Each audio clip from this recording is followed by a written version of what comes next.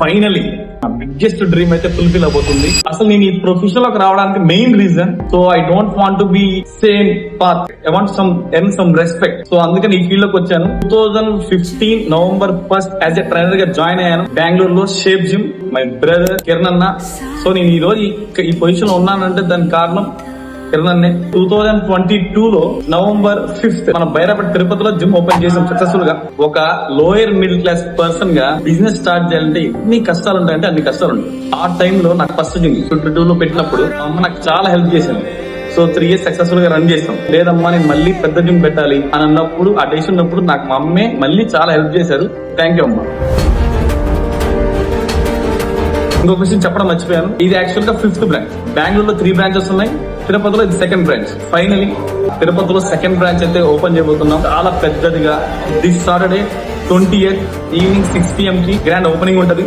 All are invited.